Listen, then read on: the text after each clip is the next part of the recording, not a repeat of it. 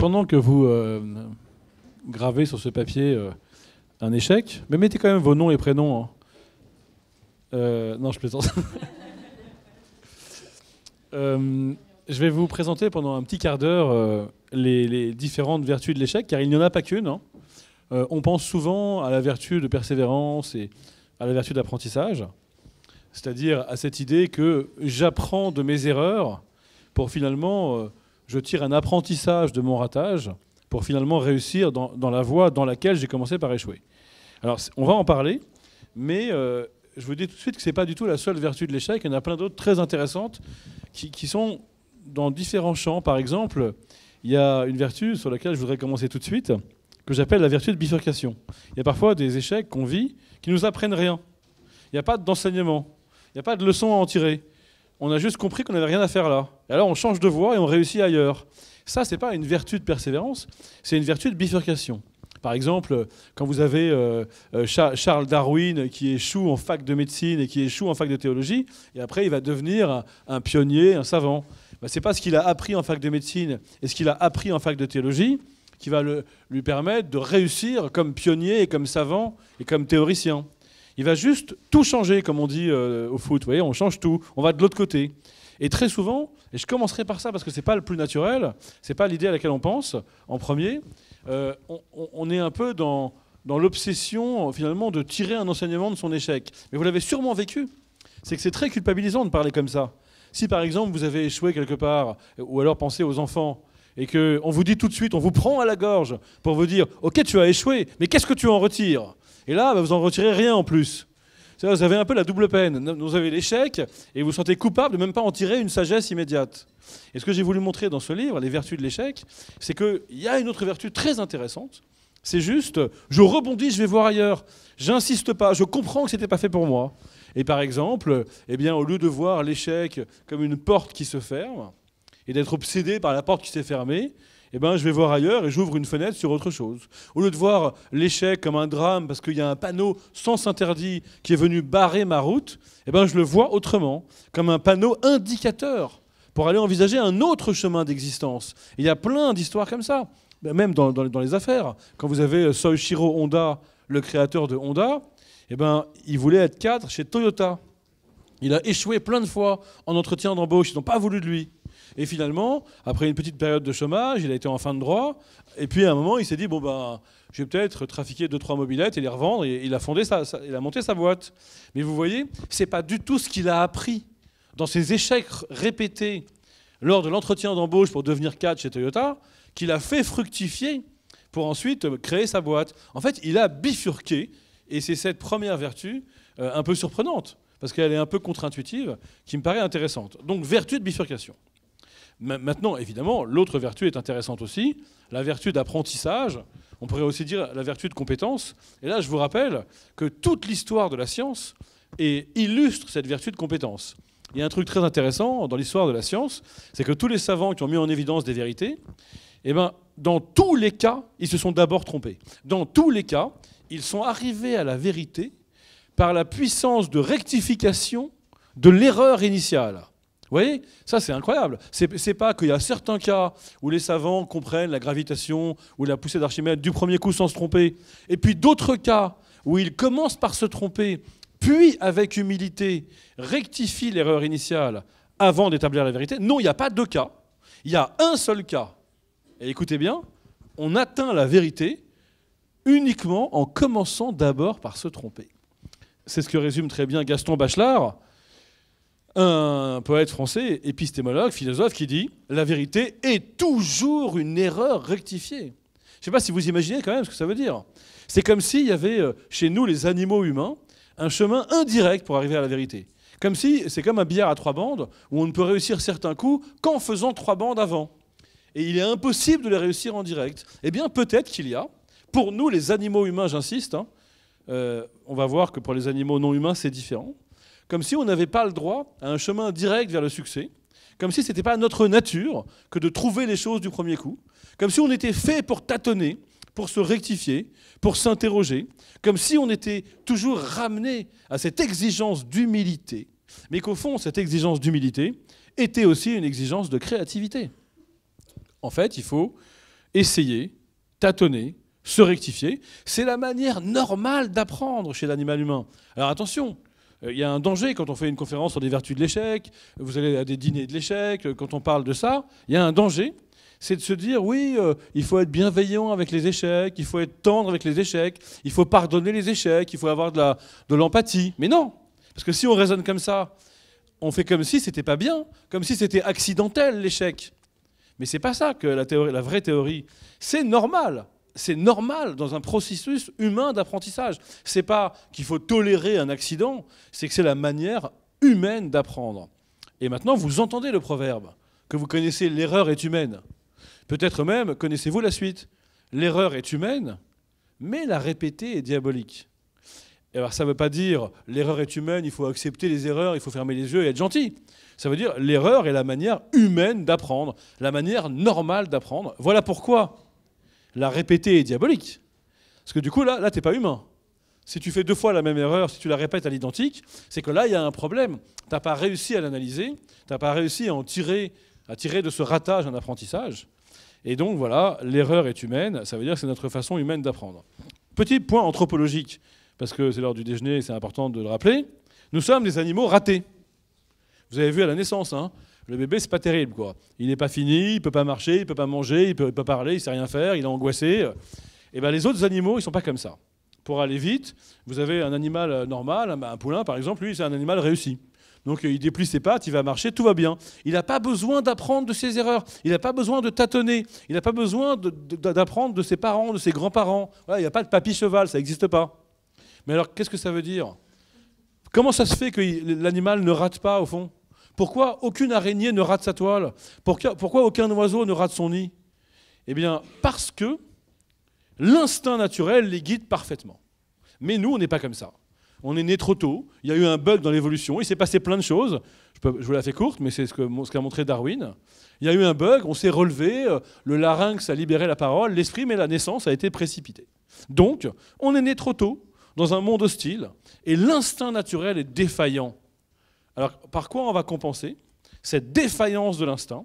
Eh bien, par les essais, par les tentatives, par les apprentissages, mais aussi par l'entraide, par la famille, par les grands-parents, par les parents, par l'empathie, par l'amour. Et là, vous êtes en train de comprendre que tout ce qu'on valorise d'habitude, la culture, le fait que des gens viennent m'aider, que mes parents m'expliquent des choses, que des professeurs m'expliquent des choses, qu'il y ait des retours d'expérience, qu'il y ait de la tradition, qu'il y ait des livres, qu'il y ait de l'empathie, qu'il y ait de l'amour, de l'amitié, vous êtes en train de comprendre que tout ça, c'est parce que nous ratons.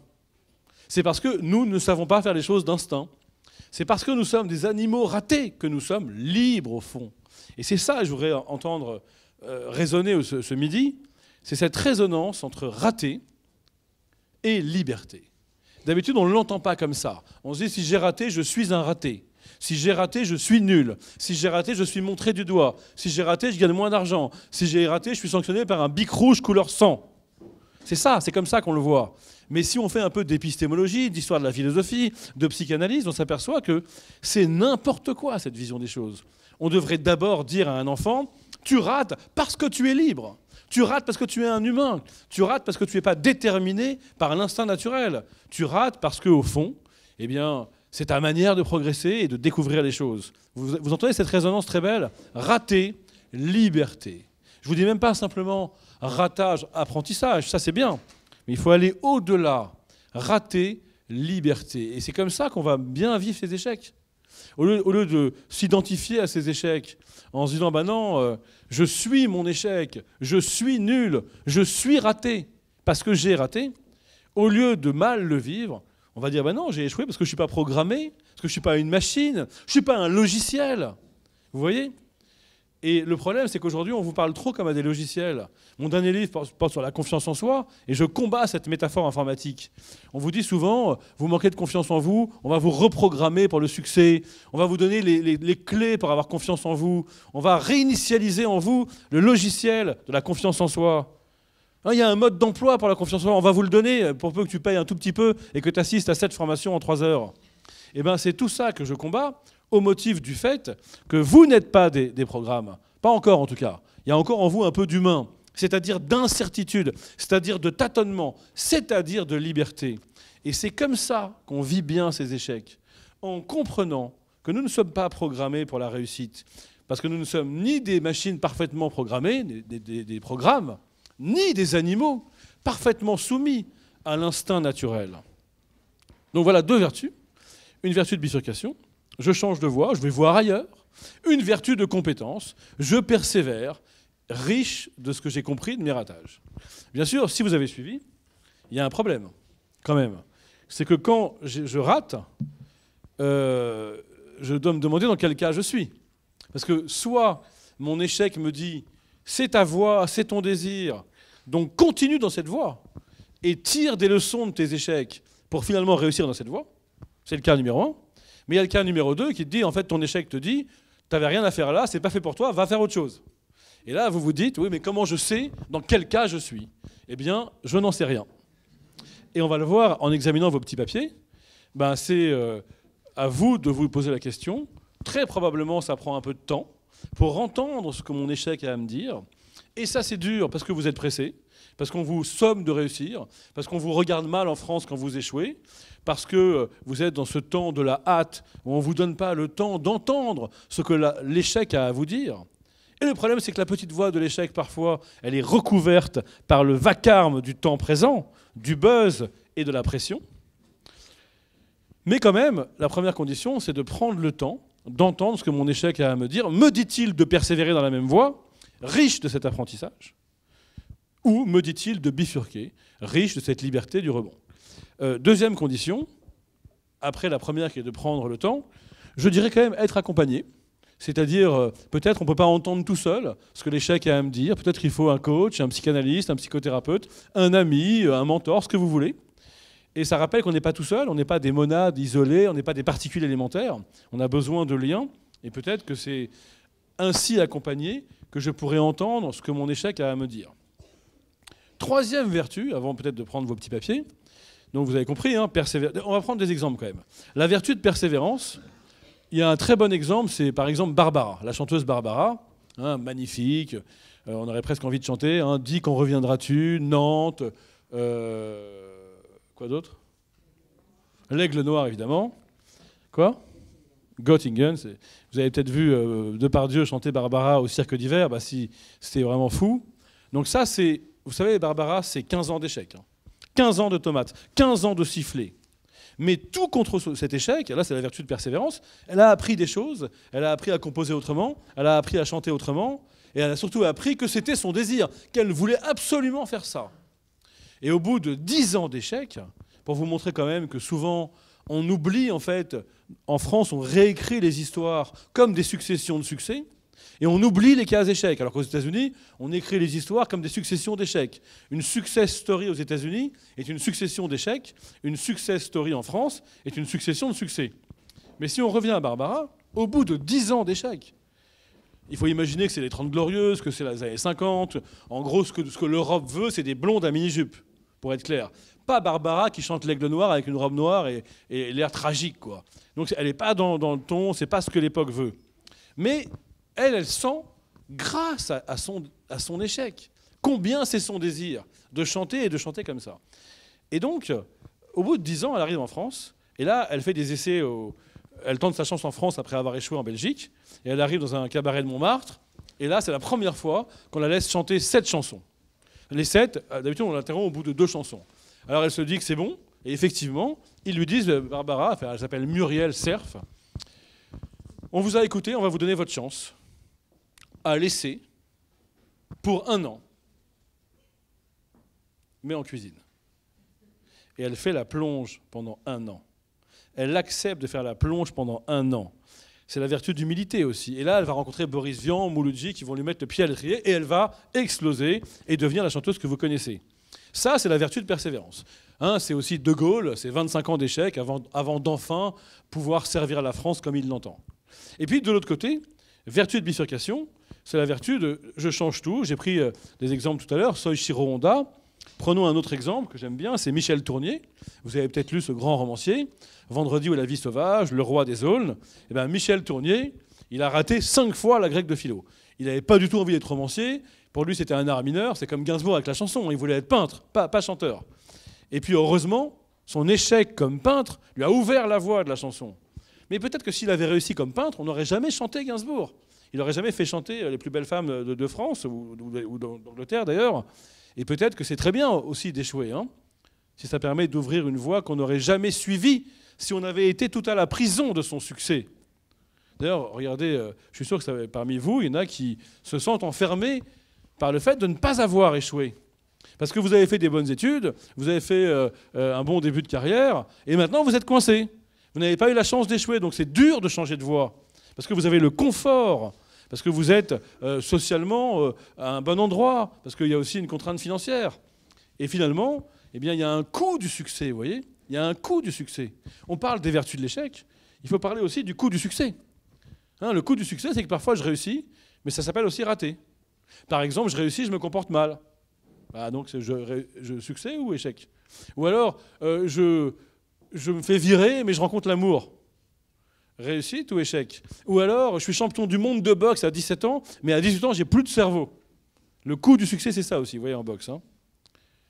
Ou alors, encore mieux, pour montrer qu'il faut sortir de la pensée dichotomique, au fond, que ce n'est pas échec ou succès, et que la meilleure façon de bien vivre son échec, c'est de sortir de la pensée binaire, c'est qu'il y a plein de moments où, en fait, nos échecs sont des échecs du point de vue du projet conscient. J'ai échoué à cet entretien d'embauche, j'ai échoué à monter cette boîte, mais simplement, j'ai réussi inconsciemment. Vous voyez, par exemple, Michel Tournier, j'y reviens, parce que voilà, vous m'avez interrompu, Michel Tournier, il a raté 5 fois la grecque. Mais c'est bizarre, il est doué, il est compétent, il est intelligent. Pourquoi il rate 5 fois la grecque de philo? On ne comprend pas, en fait. C'est comme Soichiro Honda. Pourquoi il rate autant d'entretiens d'embauche chez Toyota, juste en début de carrière de cadre? Alors que 2 ans après, il va monter Honda et que ça va cartonner. Eh bien, si on regarde Michel Tournier, après avoir raté 5 fois la grecque, il y a une porte qui se ferme. Du coup, il est un peu désœuvré pendant quelques mois. Et puis il se dit, bon voilà, puisque je n'ai pas le droit de faire de philosophie à la fac, pour des spécialistes, des barbus franco-allemands, spécialistes de Leibniz. C'est ça son rêve. Hein. Son rêve, c'est d'enseigner Leibniz à 5 personnes dans une fac de spécialistes. Eh bien, son rêve, il n'a pas le droit. Son rêve conscient. Écoutez bien, conscient. Il n'a pas le droit de le satisfaire. Alors il se dit, puisque je n'ai pas le droit, je vais faire de la philo dans un roman. Et 1 an après, il a le prix Goncourt à l'unanimité et il devient très vite un des romanciers français les plus lus au monde. Qu'est-ce que je suis en train de vous dire? Je suis en train de vous amener doucement vers la 3e vertu de l'échec, qui est que j'ai envie de vous demander de la nommer. Comment s'appelle cet échec, qui en fait est un échec conscient, mais en vérité ressemble à une réussite de mon désir inconscient? Parce qu'on pourrait tout à fait dire qu'en fait Michel Tournier, son vrai désir inconscient, n'était pas d'enseigner la philo à la fac, à 3-4 pelés barbus, mais c'était d'être un grand romancier populaire. On peut tout à fait penser que le vrai désir de Soichiro Honda n'était pas d'être un cadre chez Toyota, mais de fonder sa boîte. On peut tout à fait penser que le vrai désir de Gainsbourg n'était pas de réinventer la peinture seul dans sa tour d'ivoire, mais de faire chanter le monde entier, les femmes les plus belles, et nous tous. Auquel cas, comment s'appelle l'échec? Oui, révélation du désir inconscient. Ça a un nom en psychanalyse. C'est un acte, voilà, c'est un acte manqué. C'est-à-dire que c'est manqué, c'est un échec du point de vue conscient, mais c'est une réussite du désir inconscient. C'est la 3e vertu de l'échec, on va prendre vos petits papiers, la vertu de révélation du désir inconscient. Parfois, c'est clair, on est tellement mauvais alors qu'on a du talent qu'il y a un truc inconscient. C'est-à-dire qu'en fait, on a envie de rater parce qu'on ne veut pas admettre que la voie dans laquelle on s'aventure ne nous plaît pas, en fait. Elle nous plaît peut-être socialement, elle plaît peut-être à nos parents, elle plaît peut-être à l'idéologie du temps, mais au fond, elle ne nous plaît pas. Alors nous ratons pour entendre notre véritable désir. Ok?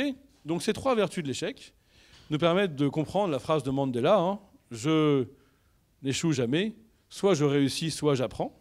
Simplement, on l'entend de 3 façons différentes. Soit j'apprends pour prolonger dans la même voie, soit j'apprends que cette voie n'est pas faite pour moi et que je vais aller voir ailleurs, soit j'apprends à me rapprocher de ma vérité inconsciente. Alors je vous laisse avec ces 3 vertus, et je vous remercie pour votre attention, et maintenant on va en parler tous ensemble, peut-être à l'occasion de cette corbeille magique. J'en prends combien? 2, on va dire? 2 comme vous. Ok. Alors...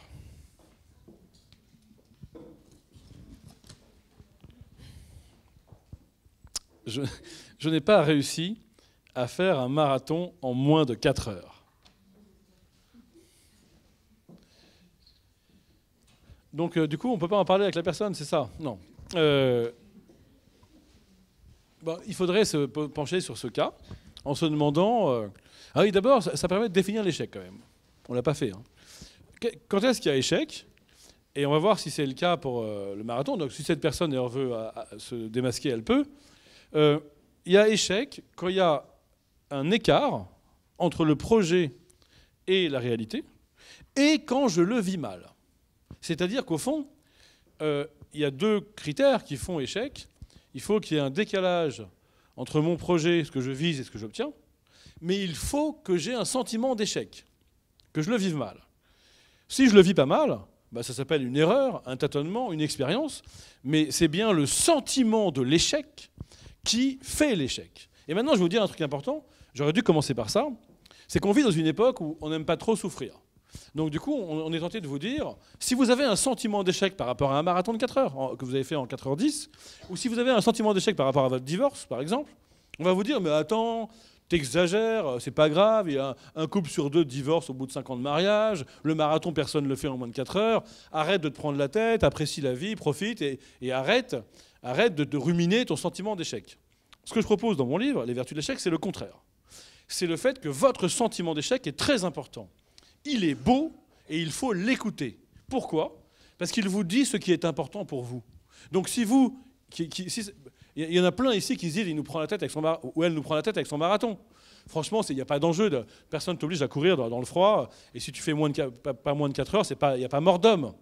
Mais si vous avez un sentiment d'échec, parce que vous vous entraînez, que ça vous rappelle votre enfance, que vous poursuivez une étoile perdue à travers ce marathon, que vous pensez à des figures qui vous ont parlé, que c'est pendant que vous vous entraînez au marathon que vous trouvez le second souffle et que vous vous sentez bien, fluide, que vous aimez la vie, et donc que vous êtes vraiment écœuré de jamais réussir à passer en dessous de la barre des 4 heures, alors moi je vous dis, ce sentiment d'échec, aimez-le, accueillez-le parce qu'il vous dit quelque chose de votre quête, de votre étoile.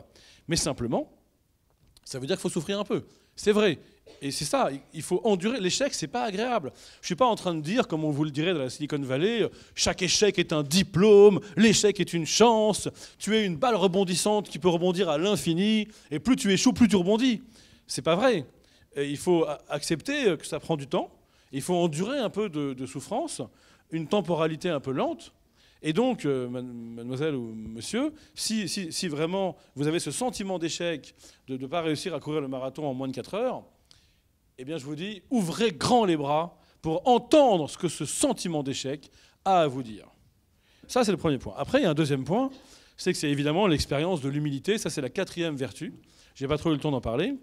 C'est que très souvent, ce qui se passe quand on n'échoue pas, alors vous dites, moi j'ai assez échoué, mon problème c'est pas ce qui se passe quand on n'échoue pas, mais je vous en parle quand même, parce qu'on le voit tous les jours. Ce qui se passe quand on n'échoue pas, c'est que souvent on devient arrogant, on devient suffisant, et on se coupe des autres, on manque d'empathie. Alors j'ai envie de dire que dans ce cas très intéressant, peut-être qu'il y a une expérience de l'humilité. C'est vrai que si vous vous entraînez beaucoup, si vous avez fait ce qu'il faut, et que vous n'arrivez pas à tomber en dessous de 4 heures, voilà, vous n'êtes pas tout puissant. Il ne suffit pas de vouloir pour pouvoir. Et finalement, ce que vous enseigne l'échec, c'est toute une sagesse de l'acceptation, toute une sagesse de la mesure, au fond. Voilà. Mes désirs ne sont pas des ordres. Et ça, c'est la 4e vertu. Hein. C'est la vertu d'humilité, une vertu chrétienne ou stoïcienne. Et c'est vrai que très souvent, quand on n'a pas la chance d'échouer, on tombe dans ce que les anciens Grecs appelaient l'oubris, hein. C'est la démesure, je crois que tout est possible, et en gros, je deviens un gros con, pour le dire clairement. Et vous avez vu, dans les entreprises, on le voit bien, hein, si vous regardez des gens qui ont très bien réussi et qui ont passé 45 ans, eh bien vous allez voir, il y en a, ils sont impressionnants, parce qu'ils ont hyper bien réussi, ils ont une grosse surface sociale, financière, et ils sont quand même très sympas. Ils ont une qualité d'écoute, ils ne sont pas trop pressés, ils ont de l'empathie. Et puis il y en a d'autres, c'est le contraire, quoi, clairement. Et on s'aperçoit que clairement, dans le premier cas, ils ont connu l'échec, tout simplement. C'est normal. Parce que je vous ai dit au début, du point de vue anthropologique, on est des animaux ratés. On est fait pour rater et apprendre de nos ratages. Donc si pour des raisons X ou Y, je ne rencontre pas l'échec, en fait, je perds quelque chose de mon humanité. Hein, c'est Sioran qui disait la plus belle aventure, c'est de rater. Il faut savoir rater. Rater en beauté, rater en singularité, rater en s'ouvrant à son humanité, à son humilité. D'ailleurs, puisqu'on est tous ensemble réunis et que je parle trop, je vais vous poser une question. Et après, je prendrai le deuxième témoignage. Enfin, témoignage, c'est pas le terme, mais deuxième cas. Mais je vous pose une question quand même. Il n'y a que 2 options. Il n'y en a pas 3 pour l'instant. Après, on va compliquer. Qu'est-ce que vous préférez? Qu'est-ce que vous préféreriez si vous n'aviez le choix qu'entre 2 options à l'instant T? Je ne parle pas toute votre vie. Hein. Vous préféreriez rater d'une manière qui vous ressemble et qui parle de vous, ou réussir comme tout le monde? Je ne sais pas. Levez la main, celles et ceux qui préfèrent rater de manière qui vous ressemble. Mais soyez honnêtes. Hein. Et levez la main fièrement, celles et ceux qui préfèrent réussir comme tout le monde. Mais vous avez raison d'avoir le courage de lever la main, parce que je vais vous dire un truc. Quand on voit la structure du capitalisme français, la plupart des gens, c'est le deuxième groupe. Hein. Tous les gens qui réussissent, je ne sais pas si je peux, bref, chez Total, L'Oréal, PSA, etc. Bon, merci si vous êtes là. Tous ces gens-là, ils sont dans le deuxième groupe.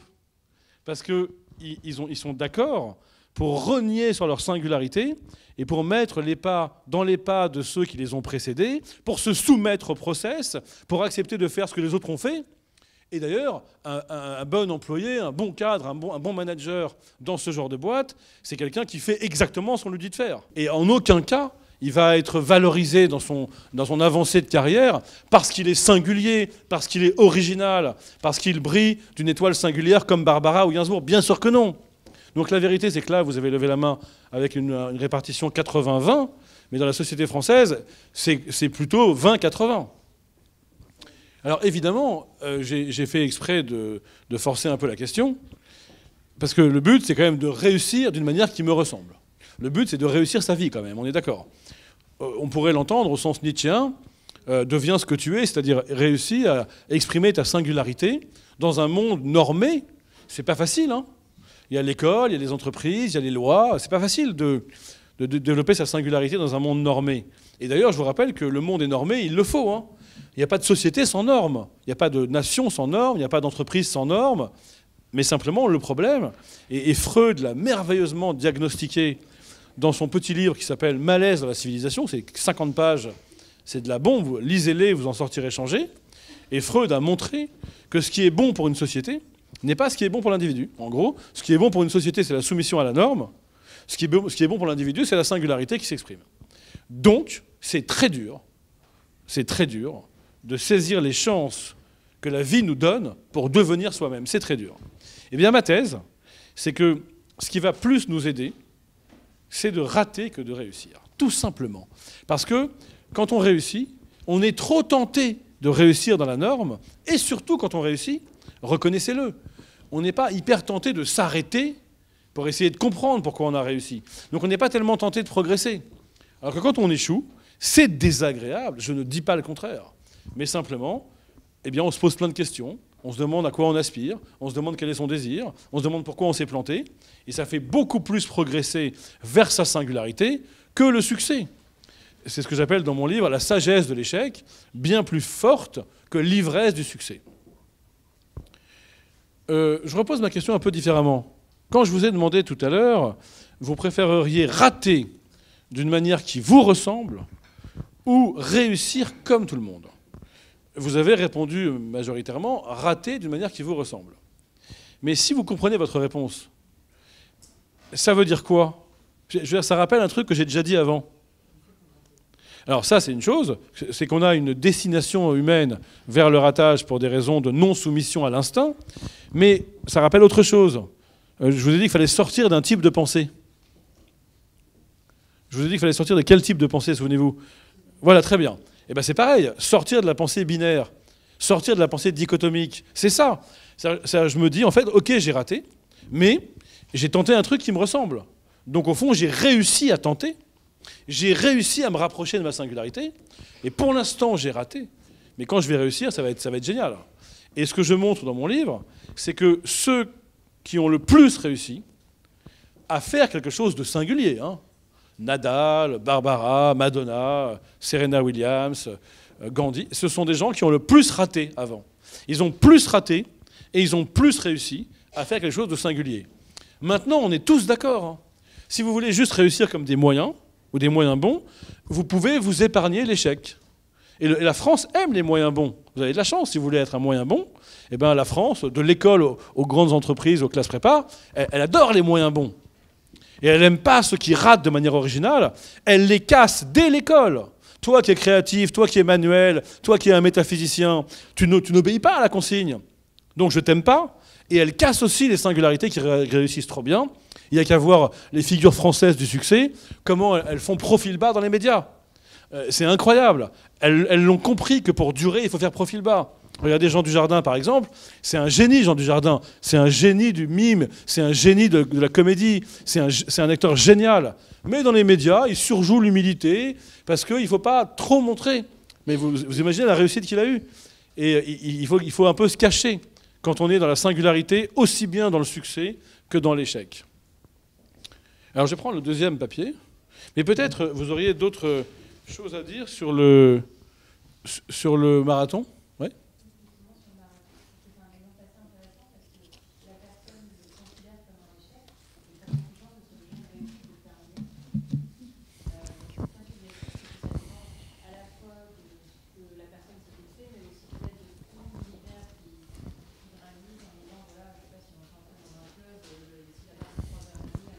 Ouais. Exactement, vous avez raison. Merci, vous avez raison. C'est-à-dire qu'en fait, ce qui est très intéressant, et c'est ça qu'on doit chacun faire par rapport à ses échecs, c'est que c'est moi qui sais si je le vis comme un échec ou pas, et je dois m'écouter. Alors qu'on est vraiment invité à finalement toujours relativiser son échec. Mais non, il y a des échecs qui nous parlent de quelque chose d'absolu. D'ailleurs, le cas du marathon est très intéressant. Parce que franchement, le marathon, c'est le symbole d'une quête dont on ne comprend pas l'objet. C'est débile de courir sans but. Et du coup, c'est la définition même du désir. Voilà. Évidemment que quelqu'un qui fait un marathon désire au sens propre. Il ne désire pas atteindre la ligne d'arrivée en 3,59. Il désire tout court. Je vous rappelle l'étymologie du mot désir. Hein, c'est rechercher l'astre perdu. Desiderare, regretter l'astre perdu. Il faut voir d'où ça vient. Vous aviez à l'époque des astrologues romains qui étaient très bons en cartes du ciel. Et puis quand ils regardaient les étoiles la nuit, et ben quand il retrouvait l'étoile là où elle devait être par rapport au plan, il l'a considérée, il l'a contemplée, considérare. Et puis vous avez l'autre cas où en fait il ne la trouve pas, il la cherche. Desiderare, rechercher l'astre perdu. Donc vous avez bien remarqué que quand vous désirez un truc, vous ne savez pas ce que vous désirez. Parce que dès que vous l'avez, vous désirez autre chose. Donc ça prouve bien que l'objet du désir est dur à trouver, que c'est une étoile perdue. Et donc le marathon nous parle de ça. Le marathon symbolise ça. Donc, eh bien, quelqu'un qui rate et qui a un sentiment d'échec, il faut absolument qu'il l'accueille, parce que ça va venir lui indiquer à peu près dans quelle direction est l'astre qu'il recherche. Et si au contraire, vous faites trop de psychologie positive, hein, et qu'on vous dit oui, alors tu vas te concentrer, tu vas voir le verre à moitié plein et pas à moitié vide, et puis ce soir, avant de te coucher, tu vas avoir bien conscience de 3 petites victoires. Et puis le matin, en te levant, tu vas avoir bien conscience de dire merci au boulanger, au soleil et à ton patron. Parce que c'est ça que ça veut dire, au fond, de dire merci à la vie. Quand on est embauché par un patron injuste, ça veut dire merci patron, au fond. Parce que comme si je dis merci à la vie, bah, je ne casse pas tout, vous voyez ? Il faut que vous compreniez quand même combien la psychologie positive est le bras armé du capitalisme, au cas où vous ne l'auriez pas vu. Elle est juste là pour vous donner des raisons d'espérer, pour ne pas tout casser. Moi, je ne propose pas quelque chose de cet ordre-là. La psychologie positive va vous dire arrête de voir les choses négativement, arrête de voir ton échec comme un drame, et rebondis, etc. Mais on est en partie d'accord sur le message, mais en partie seulement. Car ce qui est très important, c'est d'abord, j'aurais envie de dire, de manger l'échec. Vous avez des dîners de l'échec. Et bien voilà, il faut s'arrêter et se dire mais qu'est-ce que cet échec me dit, mais plus précisément, pourquoi je le vis si mal ? Pourquoi ça me fait autant mal d'avoir fait 4,01 et pas 3,59. Et là, c'est une belle question. Et en fait, c'est ça la philosophie de l'échec. C'est de dire qu'on a besoin d'échouer pour se poser les vraies questions. On ne se les pose pas autrement. Enfin, c'est très très dur de se les poser autrement. Je vois que vous êtes un peu jeune, enfin, ça dépend qui, non, je plaisante. Mais je vois que vous êtes un peu jeune. Et donc vous avez peut-être la chance, pour l'instant on appelle ça la chance, vous n'avez pas encore fait la première dépression, quoi. La dépression de milieu de vie, hein. Bon, voilà, la dépression... je ne parle pas de la dépression causée par un divorce, un deuil, non, la dépression sans cause de milieu de vie. Cette dépression, à un moment, quelque chose va s'arrêter comme ça. Vous allez être en mode échec, en fait. Et là, vous allez vous interroger sur ce à quoi vous aspirez vraiment dans l'existence. Et la plupart d'entre vous, d'entre nous, nous ne nous posons pas cette question avant d'être en mode échec. Avant d'être déprimé, on ne se demande pas quel est son véritable désir. Quand on va bien, quand on s'amuse, quand on réussit, quand on est dans ces filières du succès, on a beaucoup de mal à s'arrêter pour s'interroger sur son désir. Et là, j'ai pris l'exemple de la vie psychique parce que je vous ai trouvé trop souriant, mais on peut prendre des exemples plus concrets. Si vous avez chez vous un sublime presse-agrumes dessiné par Philippe Stark et que vous ne comprenez pas comment il marche, mais que vous mettez des oranges, des concombres, du citron, du pamplemousse et que vous appuyez sur un truc, une commande vocale, quoi, Bluetooth, et vous avez l'ivresse du succès, le jeu multifruit qui surgit le matin. Est-ce que vous allez vous arrêter des heures pour savoir comment ça marche ? Bien sûr que non. Ça ne vous intéresse pas de savoir comment ça marche quand l'ivresse du succès vient vous gagner. D'ailleurs, c'est pareil dans tous les métiers. Moi, dans mon métier d'auteur, et mon éditrice est là, franchement, je me demande jamais pourquoi ça marche quand ça marche. Jamais. J'ai juste envie de continuer et de le fêter. Ça s'appelle l'ivresse du succès. En revanche, quand ça ne marche pas, là, on se dit « Merde, ça fait 4 ans que j'écris ce truc. Pourquoi personne ne le lit? Pourquoi les seules critiques que j'ai sont négatives? Pourquoi j'écris, au fond ?» Donc c'est quand ça ne marche pas qu'on se demande comment ça marche. Il en va du presse-agrumes comme de votre vie psychique, comme de votre désir inconscient. C'est quand ça ne marche pas qu'on se demande comment ça marche.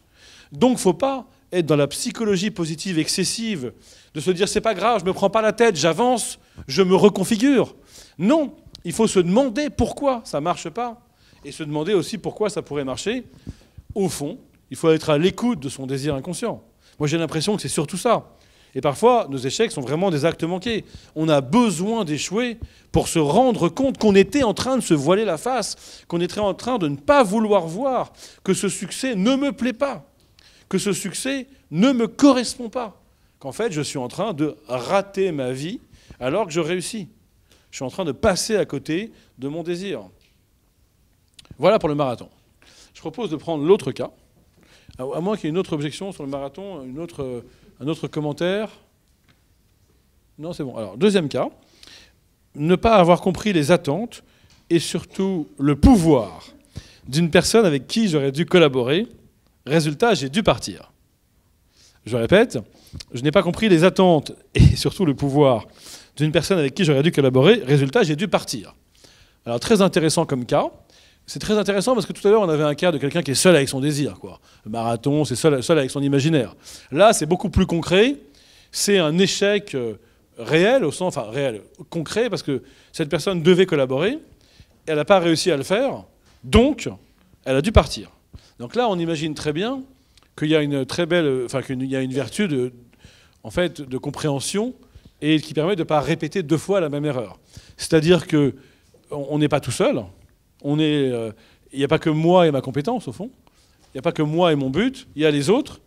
Je ne me suis pas demandé assez ce que cet autre attendait. Je n'ai pas assez mesuré le pouvoir de cet autre. Et finalement, je dois partir.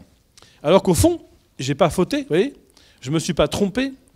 Enfin, j'ai rien fait de mal, quoi. Je n'ai pas raté, au sens où, par rapport à ce que moi, je devais faire. Mais là, qu'est-ce que je fais de cet échec? C'est très important comme cas, parce que bien souvent... Par rapport à ma théorie des vertus de l'échec, j'entends l'objection suivante. Ouais, vous êtes bien gentil de dire ouais, l'échec est vertueux, on peut en tirer une leçon, on est plus humble, on est plus créatif. Mais là, c'est pas de ma faute. J'ai fait au mieux, j'ai rien à me reprocher. Mais je dois endurer l'échec parce que j'ai pas été compris, parce qu'il y a de l'injustice, enfin en gros, parce qu'il y a les autres. Et que les autres sont intervenus pour me faire rater, alors que c'est pas moi qui n'est pas assez couru, c'est pas moi qui ai mal analysé, c'est pas moi qui me suis trompé. Tout ça, ce serait trop simple. J'ai fait à peu près beaucoup de choses bien, Mais le fait que les autres arrivent brouille les grilles d'analyse. Okay, donc ça, c'est hyper important. Là, il y a deux façons de réagir. La première manière, c'est de se dire, en fait, cet échec n'est pas le mien. C'est pas de ma faute, au fond. Et la deuxième manière, c'est de se dire, bah, en fait, c'est quand même mon échec. Et je pense que la deuxième façon de le voir, c'est celle qui fait progresser. C'est-à-dire qu'on a toujours intérêt à en mettre plus sur son dos que moins, à en prendre trop que pas assez, parce que si on n'en prend pas assez sur son dos, on va avoir un sentiment d'injustice. Or, le sentiment d'injustice empêche de rebondir, il est blessant, il n'est pas intéressant, et c'est une perte de temps. Hein, en fait, le réel est comme il est. Donc ce qui compte, c'est qu'est-ce que j'en tire comme leçon pour ne pas répéter l'erreur. Si j'ai un sentiment d'injustice, vous comprenez, ça ne m'éclaire pas, ça ne me guide pas, et c'est ce que disaient les stoïciens même magnifiquement. Ils disaient, mais franchement, d'où tu sors pour croire qu'il y aurait une raison que le réel soit juste? Vous avez un désir de justice parce que vous avez été mal élevé, vous avez été au caté, ou je ne sais pas quoi, mais honnêtement, il n'y a aucune raison qu'il y ait une adéquation entre la réalité et la justice. Il y a plein de choses injustes. Vous n'avez qu'à voir le physique, les maladies, la mort. Donc la sagesse, hein, enfin plein de sagesse, pour aller vite, se retrouve sur ce point nodal, qui est qu'il ne faut pas ajouter à la réalité injuste le sentiment d'injustice qui m'entrave. C'est débile. Hein, c'est la sagesse de base. Pour le coup, je rejoins la psychologie positive sur ce coup. Hein. Ça ne sert à rien de se morfondre. Et le fait de me dire c'est injuste m'empêche d'analyser le réel, m'empêche de comprendre ce qu'il y a à comprendre. Et ce qu'il y a à comprendre, je le comprends d'autant mieux que j'en prends beaucoup sur moi, en disant « Ok, bah c'est moi qui n'ai pas compris qui était cette personne. C'est moi qui n'ai pas compris combien on devait collaborer. C'est moi qui n'ai pas compris ce qu'elle attendait. C'est moi qui ne me suis pas assez mis à sa place. » Et c'est beaucoup plus nourrissant de raisonner comme ça, plutôt que de se dire « j'ai pas eu de chance et c'est injuste. » Vous voyez ? Ça, c'est vraiment la sagesse de base. Et ce qui est aussi intéressant, c'est de se dire que dans un monde où on n'est pas tout seul, en fait, je dois assumer mes échecs. Mais attention, et là on a un point très délicat, je dois les assumer.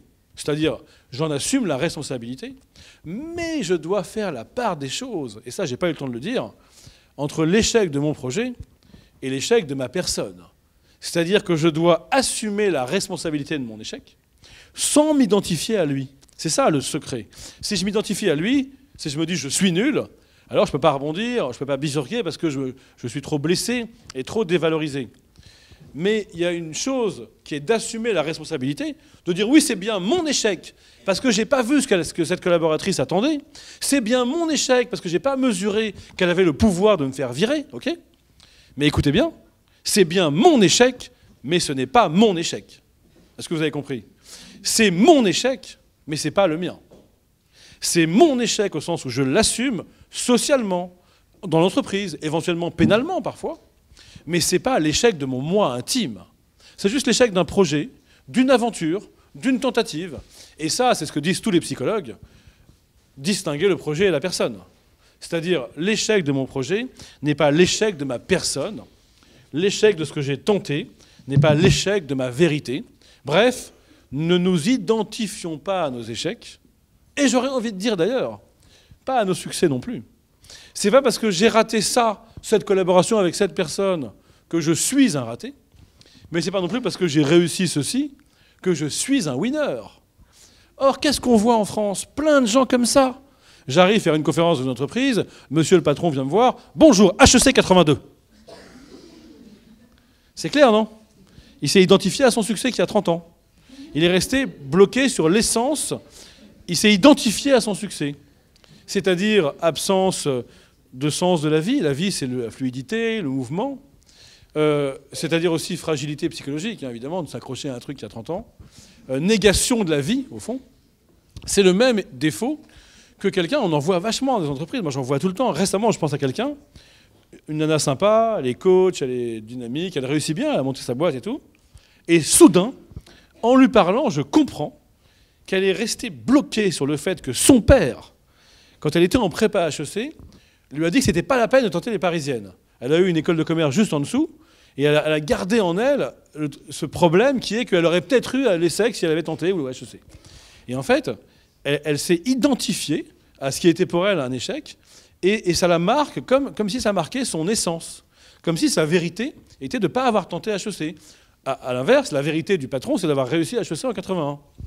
Ben, le problème, c'est ce qu'on appelle en philosophie l'essentialisme. Il ne faut pas être essentialiste. Il ne faut pas chercher votre vérité éternelle, ça n'existe pas. Il faut être existentialiste. C'est-à-dire, cet échec, la question, c'est pas qu'est-ce qui me dit de mon essence, c'est qu'est-ce que dans mon existence je vais en faire. Ou ce succès, c'est pas qu'est-ce qu'il me dit de mon essence, c'est qu'est-ce que dans mon existence je vais en faire. Autrement dit, non pas qu'est-ce que je suis, mais qu'est-ce que je vais devenir. C'est une distinction en philo assez classique, hein, l'être et le devenir. Et bien voilà, j'ai raté ça, et bien qu'est-ce que je vais en faire? J'ai réussi ça, qu'est-ce que je vais en faire? Et si vous comprenez cette logique, alors vous comprenez pourquoi il y a des gens qui réussissent 50 ans de suite sans échouer. Parce qu'en fait, ils rebondissent après chaque succès comme si cela avait été un échec. C'est-à-dire qu'après chaque succès, ils ne se disent pas « je suis le king ». Ils se disent bah, « qu'est-ce que je vais faire maintenant pour vivre encore, être encore créatif et me renouveler ». Et finalement, on appelle aussi ça gérer le succès, ils se renouvellent autant après un succès que si cela avait été un échec. C'est-à-dire qu'au fond, ils ont la même éthique de vie, ils ont la même sagesse, que j'appelle sagesse de l'échec. On pourrait l'appeler sagesse du succès, hein, c'est la même. Et l'exemple, un exemple, enfin, il y en a plein, mais c'est Bowie par exemple. Bah, Bowie, il a son premier gros succès avec Ziggy Stardust. Et si Bowie avait été Marc Levy, il aurait refait Ziggy Stardust 25 fois. Alors vous allez me dire, oui, mais Marc Levy, vous allez me dire, Marc Levy, il réussit. Non, ça dépend comment on le voit.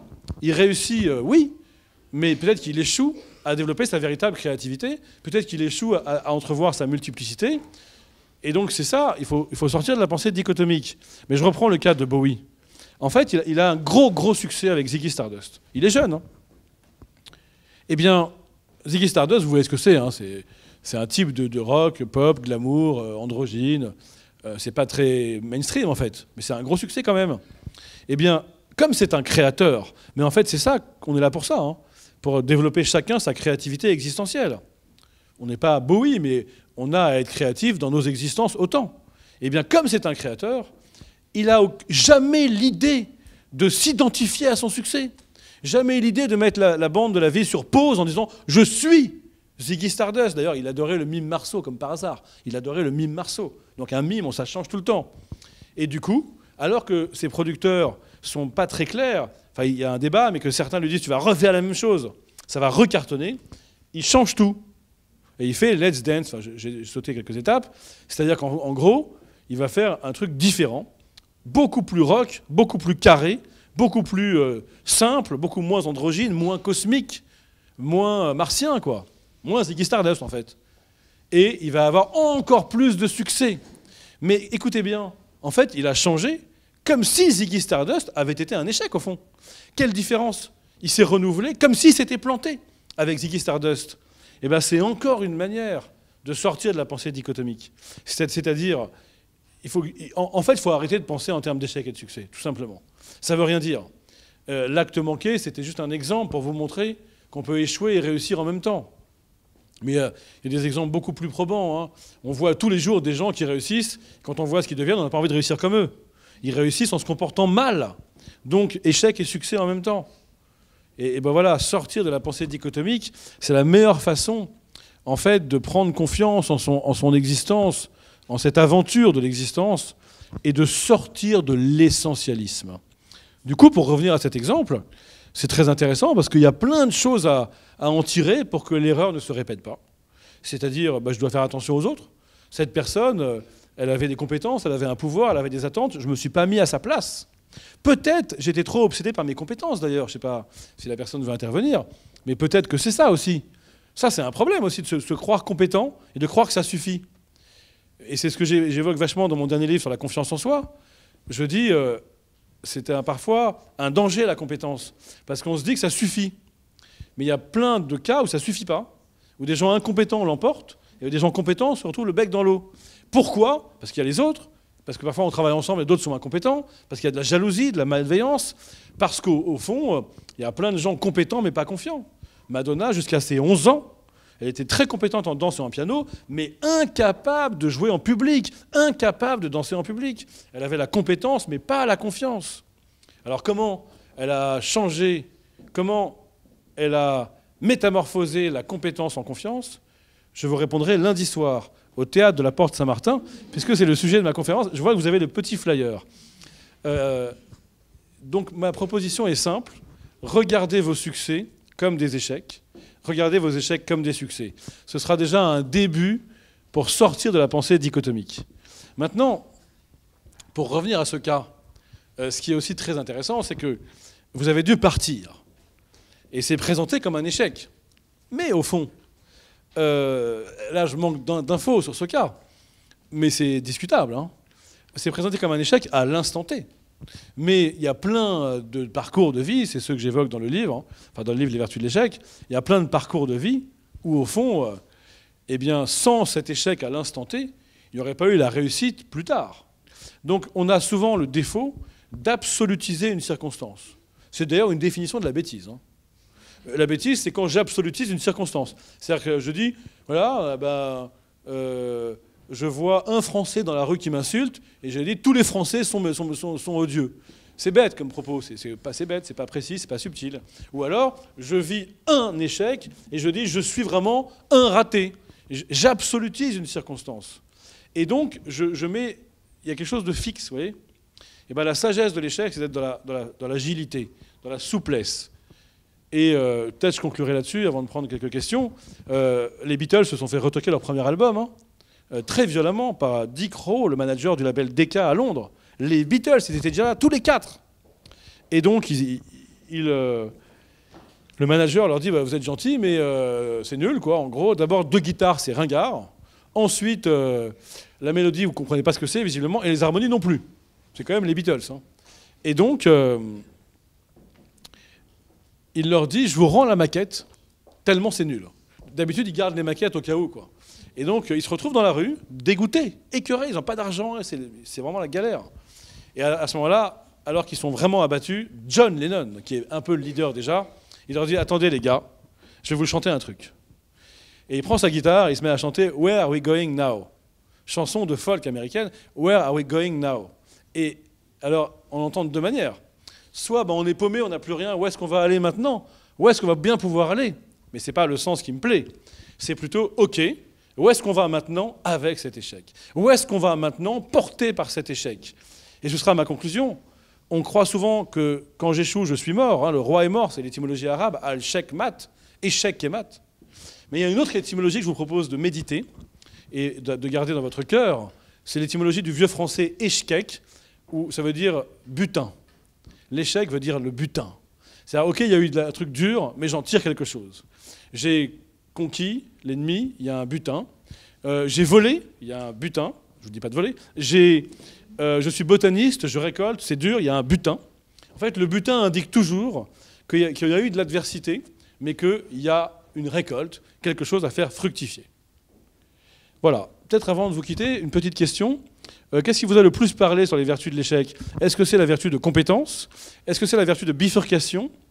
Est-ce que c'est la vertu de révélation du désir inconscient? Ou est-ce que c'est la vertu d'humilité? Alors, levez la main, vertu de bifurcation. OK. Levez la main, vertu de persévérance, de compétence. Ah, ouais. Levez la main, révélation du désir inconscient. Ah, ça, c'est tous les freudiens.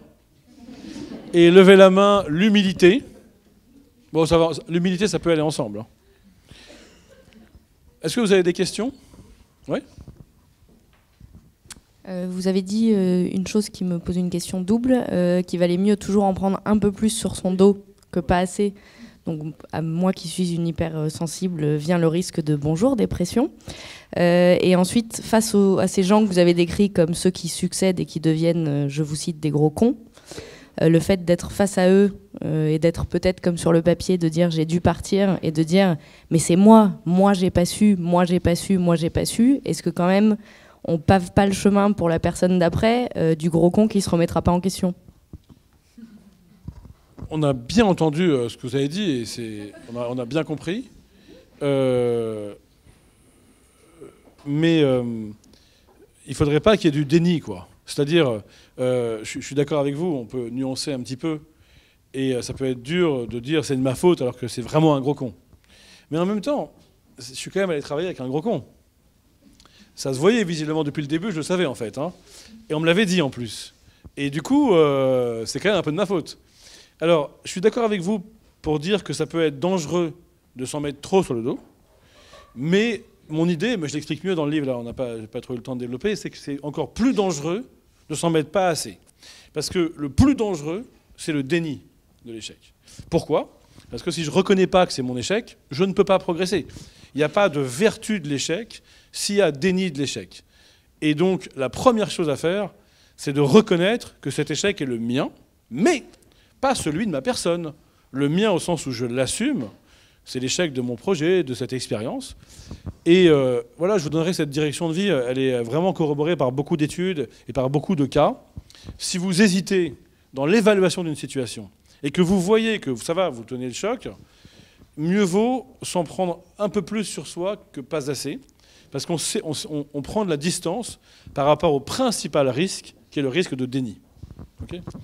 Donc, d'ailleurs, on pourrait résumer là-dessus, je prendrai après une autre question, mais il y a deux conditions à articuler. Première condition, c'est pas de déni, mais deuxième condition, pas d'identification. C'est-à-dire, ok, je ne suis pas dans le déni, mais je ne suis pas non plus en train de battre ma coulpe et de dire « je suis raté ». Et de ce point de vue-là, on est mal élevé à l'école, hein, parce qu'on a quand même beaucoup de profs, pas tous, heureusement, mais quand même trop, qui vont dévaloriser les élèves. Je ne sais pas trop comment la formuler, mais par rapport à la psychologie positive, moi, c'est un truc qui m'intéresse pas mal en ce moment, parce que justement, je suis un peu dans cette période où un échec subjectif. Et je me disais, bah, ça a l'air pas mal, les histoires de 3 kiffs par jour, c'était à ça que vous faisiez allusion. Et tout. Et j'arrive pas trop à voir en quoi ça fait le lit du capitalisme. Le fait d'y voir du positif, pas dans le capitalisme, mais dans ma situation, est-ce que... Voilà. C'est une très bonne question et je vous remercie de la poser. D'abord, je reconnais que ces méthodes produisent des effets positifs. Le 3 kiffs par jour, je connais l'auteur, je connais plein de gens qui l'appliquent. On ne peut pas ne pas constater que ça leur fait du bien. Mais un petit bien, voilà. Et le problème est plus global, il est sociétal. C'est que parfois, le problème, c'est que l'entreprise se comporte mal. Parfois, le problème, c'est que le capitalisme est vicié de l'intérieur. Parfois, le problème, c'est qu'il n'y a pas d'engagement politique. Parfois, le problème, c'est qu'il n'y a pas dans la société de solidarité sociale, traditionnelle, familiale ou politique. C'est ça les vrais problèmes. Et donc, du coup, quand on met l'accent sur le self-help et sur comment moi, je peux améliorer la situation avec des petits exercices de méditation, de pleine conscience ou avec 3 kiffs par jour, on fait comme si tout dépendait des individus. Non, c'est pas suffisant. C'est bien, mais je voulais juste dire que comme par hasard, ça va permettre à des gens de s'équilibrer un peu et de ne pas péter les plombs. Preuve que ça fait du bien. Mais le problème, c'est que du coup, comme ils ne pètent pas les plombs, ils nourrissent le système. Donc on a bien une complicité de toute une branche de la psychologie positive et du développement personnel avec un capitalisme qui quand même exploite les gens et crée des inégalités et qu'on ne remettra pas en question parce qu'on ne pète pas les plombs. Je n'ai pas de solution miracle. Et je reconnais qu'il y a beaucoup de bons dans la psychologie positive. Simplement, il y a derrière une idéologie qu'il est intéressant de démasquer. C'est tout. Voilà. Merci beaucoup pour votre attention. Bonne journée.